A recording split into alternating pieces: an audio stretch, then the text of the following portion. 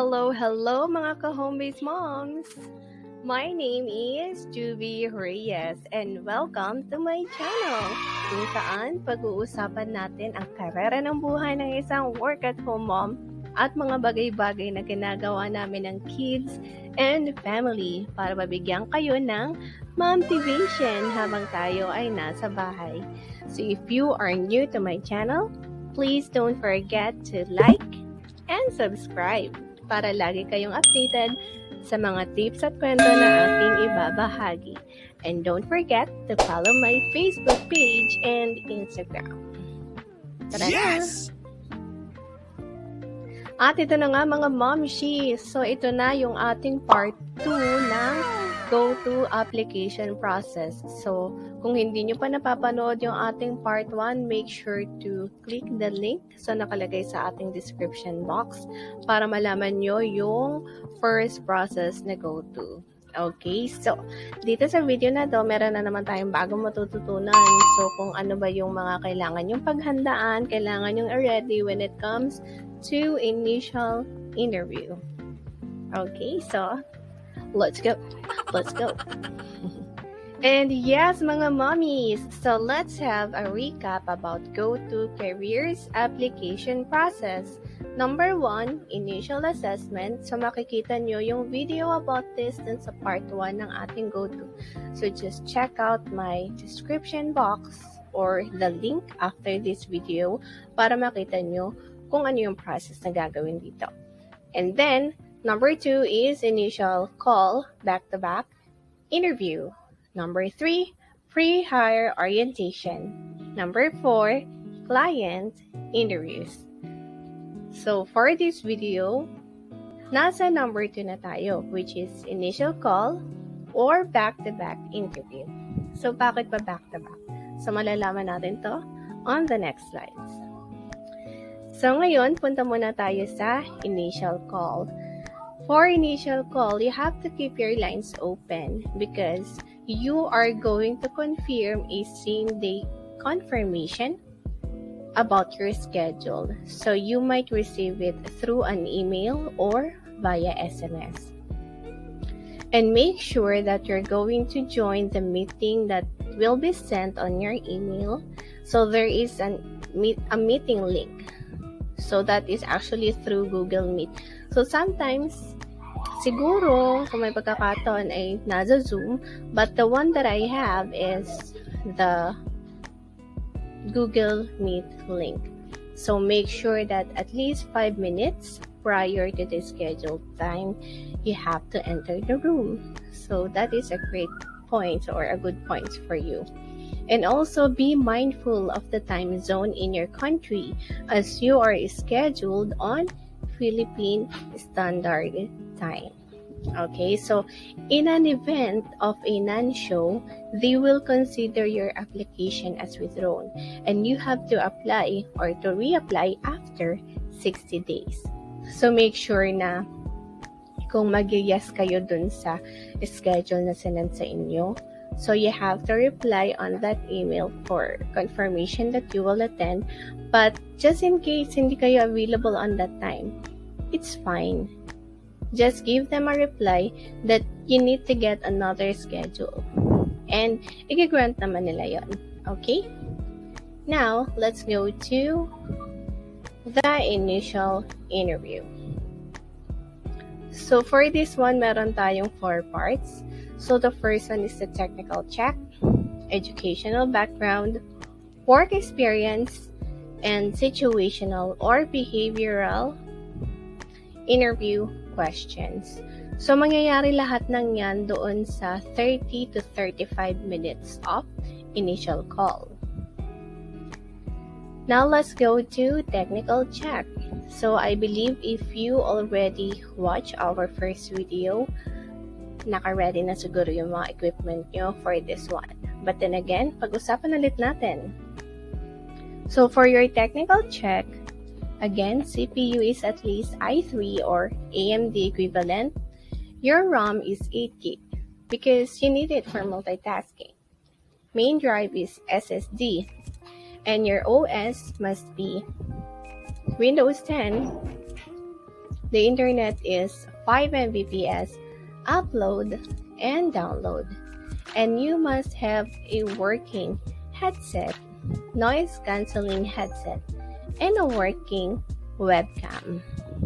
Okay? So, i-check ni interviewer lahat ng requirements nyo for this one. So, ang gagawin nyo dito is mag-share screen kayo using the Google Meet, and then i-check ni interviewer yung specs ng inyong computer by checking out the settings and then about the PC, and then i-check niya lahat ng information about it. Or the other one is task manager, and then i-check ni interviewer yung computer mo. Okay? And then, for the internet speed, of course, i-check nila yon via UCLA or speedtest.net. Now, let's go to the educational background. Okay? So, for some jobs, education will relate specifically to the qualifications required for the job for which you are applying for. So, during a job interview, you will likely to get 1 or 2 questions about your educational background. Like this one is, tell me about your educational background. Or a more specific question like, what coursework have you taken that relates to your career? So just tell them the year and your course. And magiging specific din sila kung kailan kayo nag-start na mag-college and then when did you graduate. Okay. Now, for the work experience, and when you are applying for a job, so the number one thing most recruiters want to know is if you can really do it right. Okay, so the work experience section of your resume should contain information about your professional history, including previous titles, employers, dates of tenure, responsibilities, skills learned, and accomplishments. So it's actually depending on your background. You can include full-time positions, part-time jobs, temporary roles, or like the internships that you have attended, or even the volunteer work if you do not have any extensive paid work experience. So on my end, what I did is nilagay ko yung aking work experience if that is a full-time or if that is a part-time para less yung question ni interviewer. And then for confirmation na lang din yung mga information na nakalagay kay resume. Okay, so just a tip.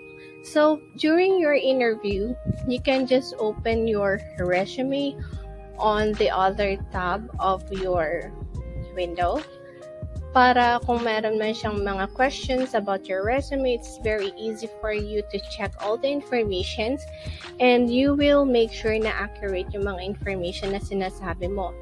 Like, for me, like sa akin, okay, minsan talaga nakakalimutan ko yung date, yung taon, yung month. And yeah, I admit, nakakalimutan ko siya talaga minsan kahit yun yung naging work ko. So what I'm doing is I make sure that all the things that the interviewer is going to ask will be listed on my notes in here. Okay, para ready na lang din tayo sa mga questions na itatanong nila. And after this one,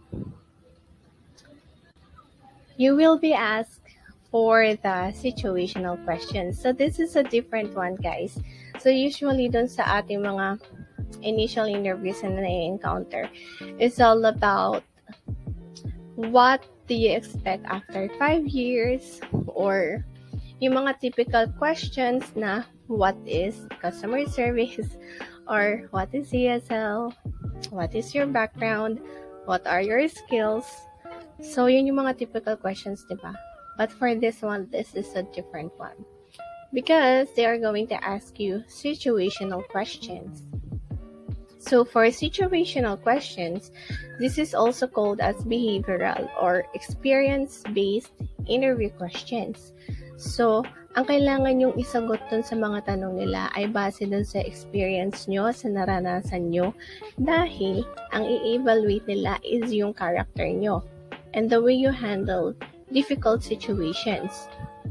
So make sure that you are able to provide information that will make you shine on many levels.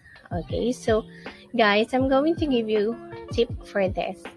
So make sure na dun sa mga questions like tell me about a time when have you ever been in a position where, how did you react, describe a situation where. Okay, so for this one, ang kailangan yung isipin is first is yung situation. So you have to describe a situation that is related to the question. It's like using the who, what, where, when, why, and how to help you structure all the informations needed. And also you have to be specific on the event or situation. It doesn't matter if that is generalized description. So you just have to think of your previous job, volunteer experience, work, or if you haven't encountered it sa work nyo, at least think of something if naranasan nyo siya when you are still a student. Okay? Number 2, task. So what goal were you working toward and what were you being asked to do? Again, focus ka lang dun sa question and i-adapt mo yung task. And then next to that is the action. Okay? So for the action, you're going to describe the actions you took to address the situation, followed by result. So you have to describe the outcome of your actions and don't be shy about taking credit for the outcome. So make sure to mention some measurable or quantifiable results for that. So ang gusto kasi nilang marinig kung paano nyo inihandle yung situation. Okay? So, on this part, I'm going to give you some examples of situational interview questions. Okay, so the first one is tell me about a time when you faced conflict at work and how did you deal with it? Okay, so that is an example. Number 2, give me an example of time you made a mistake and how did you manage the consequences? Number 3 is, did you ever have to collaborate with a difficult coworker? Okay, so when it comes to this question, so diba talaga mapapaisip kayo, ano bang isasagot ko sa tanong na to? Okay, so let's try to check one example in here. So let's try to do number 3. So tell me about the time you had to collaborate with difficult coworker. Okay, so isipin natin ano ba yung problem. So it's like, I had to work with a new team member who complained a lot about our account. So, di ba, pag bago tayo sa work minsan, may mga co-trainee tayo na medyo mahirap sila maka-pick up. And most of the time, they are always complaining about something. Okay, but syempre, may iba-iba rin tayo experience about it. So, that is the problem. And the solution is, I took the time to learn about his personal life, and it turned out that he was going through a tough time with her family, and she don't know anything about the system because of her age. So she's not capable of doing the process that we have to do on that account. But once I got to know her, she was actually a great co-worker. And then you have to give the benefits to the employer. Like, so we worked so well together. After that, we were the most efficient pair in the team. Okay, so diba? Doon sa question, sinabi nyo kung anong problema. Sinabi ko nyo kung ano yung solution. And then after that, ano ba yung benefits na na-earn nyo? during that situation. Okay, so marami pa ring examples for that. So you can check out Google and then check out for situational questions, examples, and then meron din dong different kind of answers. Pero syempre, hindi nyo siya dapat sa uluhin ha. Kasi, ang key talaga sa stage na ito is yung pagiging honest nyo. Okay, dahil ang tinatanong sa inyo ay tungkol sa inyo at sa experience nyo. So, kung ang sasauluhin nyo ay tungkol sa experience ng ibang tao, I'm sorry, pero mahihirapan kayo doon dahil hindi nyo siya naranasan. Ayan. But if you have more questions about this part, so don't forget to leave your comments and sasagutin natin yan isa-isa. Okay, next is strengths. Alright, so tatanungin nila kung ano ba yung strengths mo. So ito yung mga examples natin. Keeps a positive attitude, has a strong work ethic, learns quickly. And this is something na medyo pinag-isipan ko kasi napakaraming bagay kasi na ginagawa ko na sobrang nakakatawa at interesting.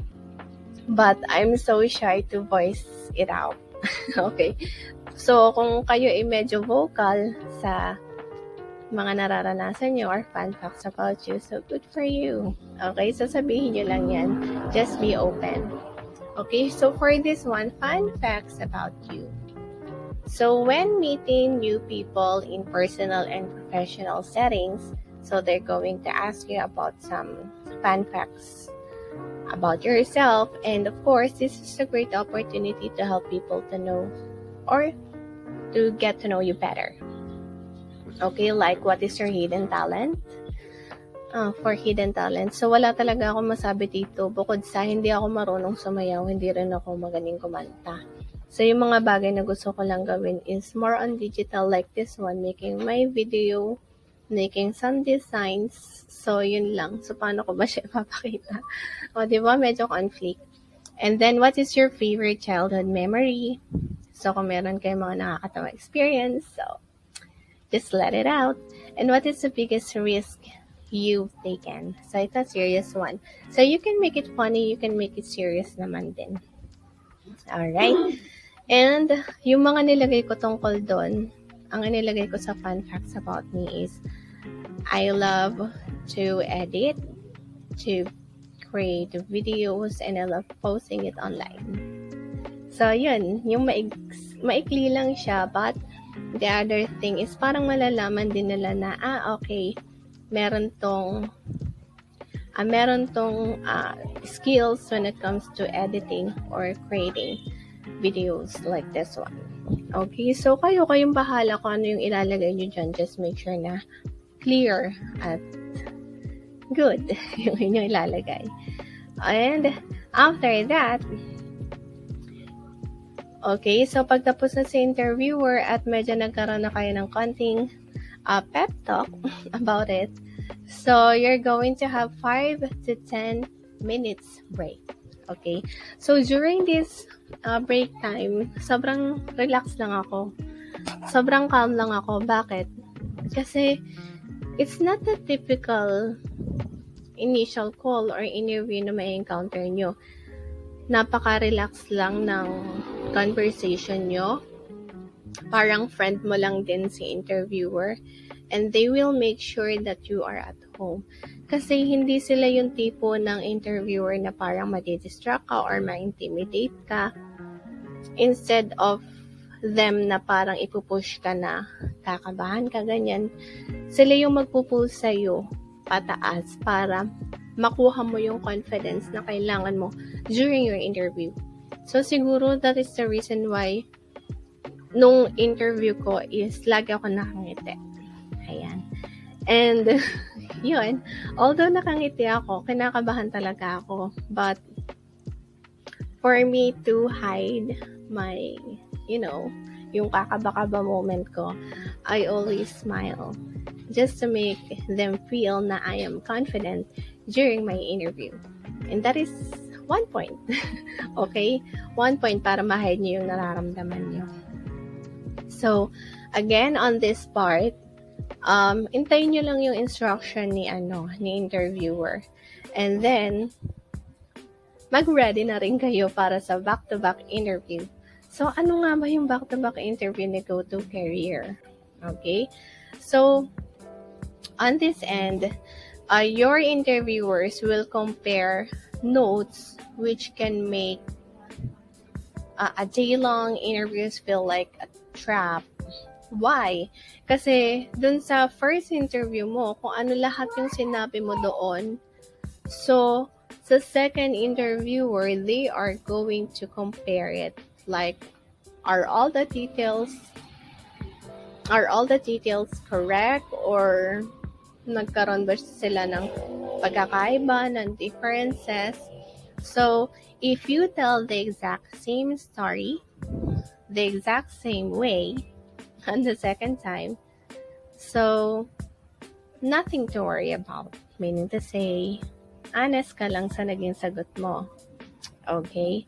But if you overcompensate and give totally different answers to each of the persons, okay, so kabahan ka na doon. Meaning, hindi ka consistent sa mga sagot mo. So, what should you do? Okay?